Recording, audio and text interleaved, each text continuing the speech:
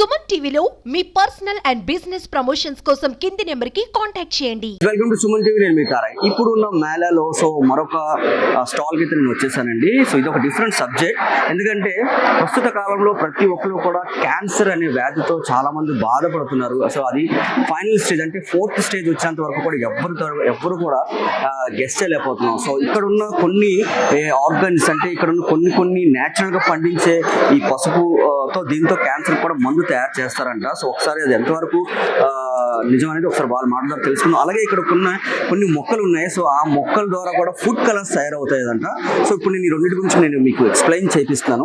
Hi brother, మీ పేరు? నా పేరు ప్రసాద్ సార్. ప్రసాద్ గారు, నేను విన్నది ఏంటంటే ఇది న్యాచురల్ గా పండిస్తారండి ఈ పసుపుని. దీని నుంచి క్యాన్సర్ కి కూడా మెడిసిన్ అనేది తయారవుతుంది అంటున్నారు. అసలు ఇది ఎంతవరకు నిజం, దీని గురించి ఒకసారి ఎక్స్ప్లెయిన్ చేయరా? Okay sir.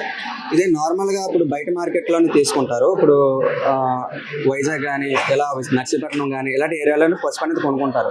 వాళ్ళు ఏంటంటే నార్మల్ ఏరియాలో ఇప్పుడు హైబ్రిడ్ అనేది వచ్చింది ఎక్కువగా, నాట్ అనేది మర్చిపోయారు. నాట్ ఏంటంటే ఇప్పుడు 6.5% అనేది ఇందులో కరుకుమైన శాతం అనేది ఉంటుంది. ఇది ఏంటంటే క్యాన్సర్కి అనేది ఇప్పుడు ఫుడ్లో వాడతారు కదా, ఉడకబెట్టుకొని లేదన్నట్టు పచ్చి పసుపు అనేది ఫుడ్లో వాడతారు. ఇది ఏంటంటే క్యాన్సర్ అనేది తగ్గిస్తుంది. మనలో క్యాన్సర్ ఇప్పుడు అనేక ప్రోడక్ట్స్ తీసుకుంటాం మనం బయట, ఆ ప్రోడక్ట్స్ అనేది క్యాన్సర్కి దారితీస్తుంది. ఇప్పుడు బయట కాఫీ తాగేస్తాం పేపర్ కప్పులో, అది క్యాన్సర్ దారితీస్తుంది ఎవరికి తెలియదు.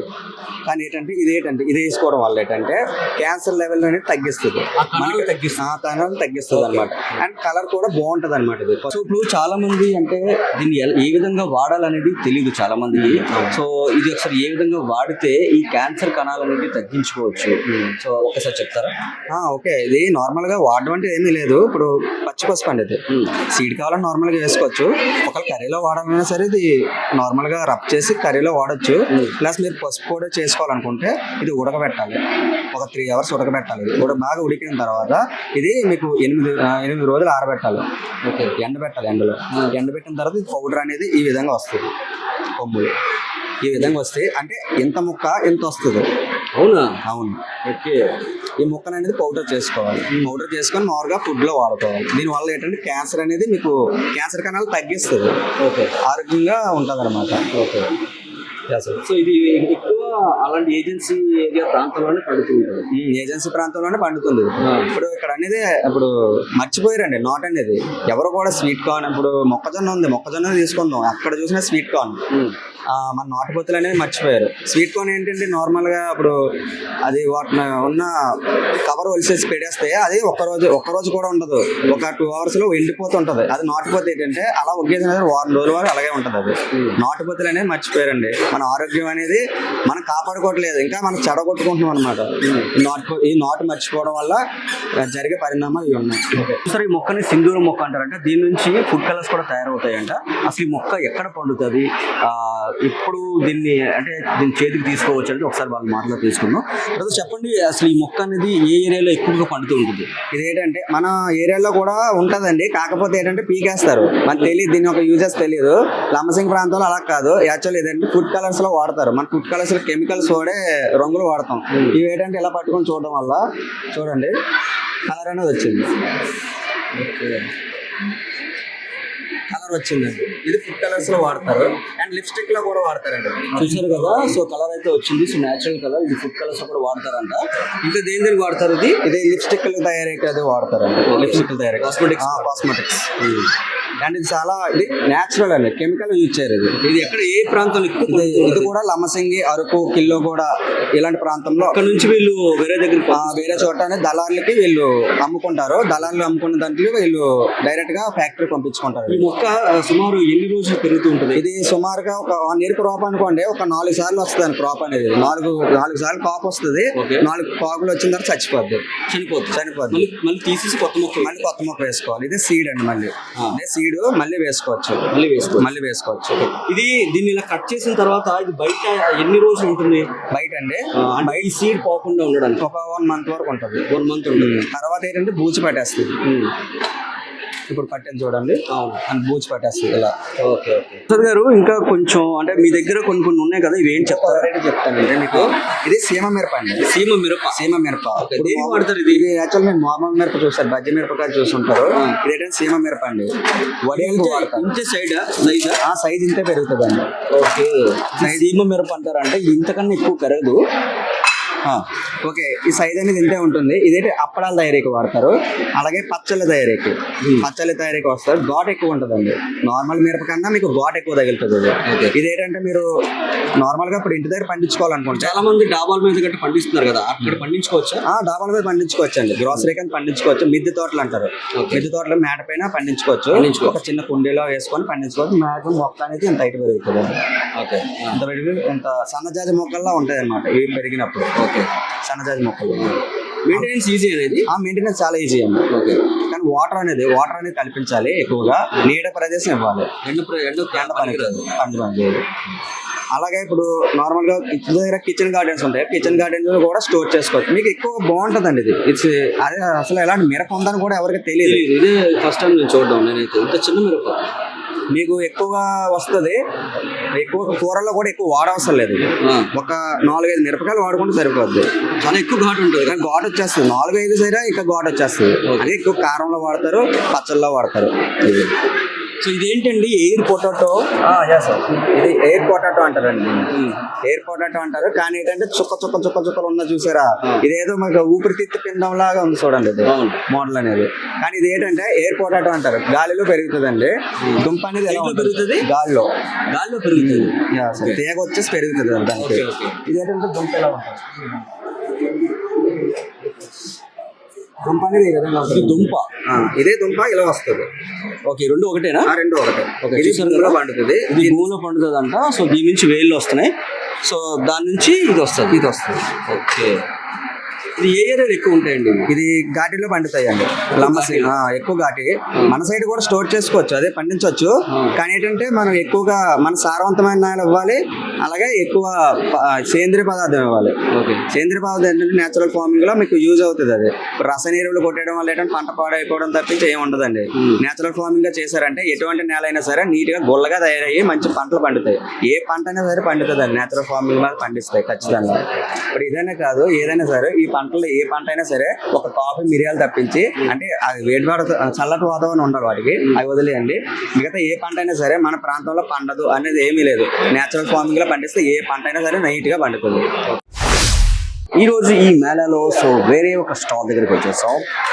ఇక్కడైతే మన అందరికీ చాలా మందికి తెలుసు, ప్రోటీన్ కావాలంటే ఫస్ట్ మన మైండ్ సెట్ వెళ్ళేది ఎగ్ మీదకి వెళ్తుంది. So normal eggs and not code egg, ఈ 2 ఎగ్సే మనకు తెలిసేది. సో నార్మల్ ఎగ్ కన్నా నాట్ కోడ్ ఎగ్లో ప్రోటీన్ డిఫరెన్స్ చాలా ఎక్కువ ఉంటుందని చెప్పి ప్రతి ఒక్కరు కూడా అనుకుంటూ ఉంటారు. కానీ ఇక్కడ ఈ 2 ఎగ్స్తో పాటు ఇక్కడ ఇంకొక ఎగ్ కూడా ఉంది. ఆ ఎగ్ అయితే చాలా చిన్న ఎగ్, మచ్చలుగా ఉంది. సో అది ఏంటి అనేది ఒకసారి మనం తెలుసుకుందాం. ఒకసారి నాతో పాటు మీరు కూడా వచ్చేసారు. నమస్తే అండి. మీ పేరు? నా పేరు అశోక్ చవాకుల. అశోక్ గారు, సో చాలా మందికి ఏంటంటే ఎగ్స్ గురించి రెండు అవగాహన ఉంటుంది. ఒకటి నార్మల్ ఎగ్, 2 నాటుకోడిది. ఇది ఏంటంటే డిఫరెంట్ గా ఇంత చిన్న ఎగ్, ఇది మచ్చలుగా ఉంది, రాయిలు. అది దీని యాక్చువల్లీ స్టోన్ అనుకున్నాను ఫస్ట్ నేను చూసి. ఒకసారి దీని గురించి ఒకసారి చెప్తారా? కౌన్సిపెట్ట గుడ్లు అండి అవి. కౌన్సిపెట్ట గుడ్లు, quail eggs. Okay, quail eggs general గా మీకు బయట కౌన్సిపెట్ట మాంసం కానీ బిర్యానీ కానీ అలా దొరుకుతుంది.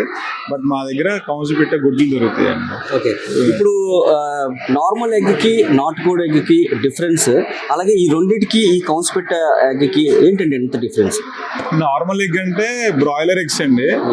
అవి మొత్తం జీన్ మాన్ఫైడ్, అవి అసలు కదలవు అనమాట. తినటము, అవి గుడ్లు పెట్టడము. సంవత్సరంలో అవి ఆల్మోస్ట్ ఒక 250+ ఎగ్స్ పెడతాయి. బట్ నాటుకోడి గుడ్లు 100+ ఎగ్స్ అండి.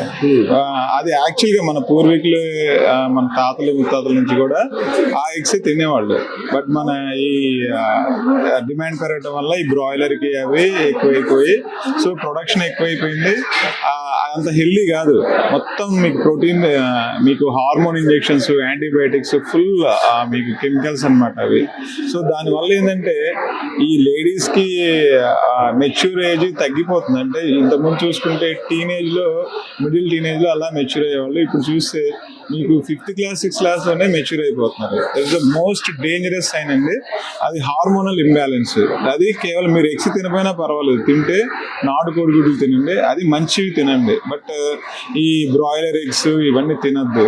అండ్ నాటుకోడి గుడ్లకి మళ్ళీ కౌజుపిట్లకి ఏంటంటే కౌజుపిట్ల న్యూట్రిషన్ వాల్యూ చాలా ఎక్కువ ఉంటుంది. మీకు ఒక కౌజుపిట్ట గుడ్డు వచ్చేసరికి 3 నాటుకోడి గుడ్లతో సమానం. అంత హై న్యూట్రిషనల్ వాల్యూస్ అండి. చిన్నగా ఉంటుంది కానీ చాలా మంచిది. ఇది యూరోప్ కంట్రీస్ వాటిలో బాగా ఫుల్ డిమాండ్ ఉంది. ఈ మధ్య రీసెంట్ గా మన ఇండియాలో కూడా స్టార్ట్ చేశారు. నేనైతే బయట చాలా మట్టుగా నాటుకోడి గుడ్లు అయితే చూశాను. సో దాని మీద పోసి సైజ్ చాలా చిన్న సైజ్ ఉంది, చూసారు కదా, చాలా చిన్న సైజ్. ఇది గోలి ఎంత ఉంది కరెక్ట్గా. దానికి దీనికి ఏంటంటే డిఫరెన్స్? అది నాటుకోడి గుడ్లు అంటారు, ఇవి నాటుకోడి గుడ్లు అంటారు కదా. అవి జీన్ మోడిఫైడ్ అండి. అవి BV380 అని చెప్పేసి ఈ లేయర్ కోళ్ళు ఉంటాయి కదా, వాటిని జీన్ మోడిఫై చేసేసి BV380 అవి ఏంటంటే సంవత్సరానికి ఒక 320 ఎగ్స్ పెడతాయి అనమాట. అవి అంటే డైలీ పెడతానే ఉంటాయి. సో బట్ ఇది అలా కాదు, ఇది ఒక సిస్టమేటిక్ గా ఉంటుంది. 120 ఎగ్స్ పెడుతుంది. తర్వాత ఇది రెస్టింగ్ బ్రూడింగ్ స్టేజ్ అంటారు. సో ఆ రెస్ట్ పీరియడ్ అయిపోగానే మళ్ళీ ఫర్టైల్ స్టార్ట్ అయిపోయి మళ్ళీ నాటుకోడి గుడ్లు స్టార్ట్ అవుతాయి. సో ఇది బయట ఆహారం తిని దీన్ని పెంచం కదా, అంటే లేయర్ బ్రాయిలర్ ఈ కోళ్ళ ఫారాల్లో పెంచినట్లుగా పెంచడం. బట్ మనకి ఏంటంటే ఇది దొరికింది తింటది, గుడ్డు పెడుతుంది. సో చిన్నగా ఉంటాయి అనమాట సైజు. అది సార్, అది డిఫరెన్స్ మెయిన్. ఈ నాటుకోడి ఎగ్స్ తో, ఈ కాన్స్పర్ట్ ఎగ్స్ తో పిల్లలు అనేది పుట్టించచ్చండి? ఎస్ సార్, ఇవి పొదిగితే పిల్లలు వస్తాయి. ఇవి 100% ఫర్టైల్ ఎగ్స్ అండి. ఓకే, హ్యాపీగా తినొచ్చు. ఇది మంచిది. అది యాక్చువల్గా ఇంతకుముందు మన వాళ్ళు ఫర్టైల్ ఎగ్స్ తినేవాళ్ళు. లేయర్ ఎగ్స్ కి నాటుకోడి గుడ్లకి అదే డిఫరెన్స్. అవి మీకు పొదగేస్తే పిల్లలు రావు లేయర్. బట్ ఇవి నాటుకోడి ఏంటంటే మనం పొదిగితే పిల్లలు కూడా వస్తాయి. ఫర్టైల్ ఎగ్స్ అండి. ఇవి పిల్లలు కూడా పెట్టచ్చా చిన్నపిల్లలకి? పెట్టచ్చండి. అంటే మనకి యూజువల్ దీనికి రెస్ట్రిక్షన్ ఇదేం లేదు. జనరల్ గా ఇప్పుడు కోడిగుడ్లు తినే టైం ఎలా ఉంటుందో పిల్లలు, కొంతమందికి 4 years 3 years నుంచి పెడతారు కదా, అలా దాంతో పాటు ఇప్పుడు నార్మల్ ఎగ్కి నాటుకోడి ఎగ్కి ఈ ఎగ్ కాన్స్పర్ట్ ఎగ్కి ఒక ప్రోటీన్ డెఫిషియన్సీ ఎంత ఉంటుందండి?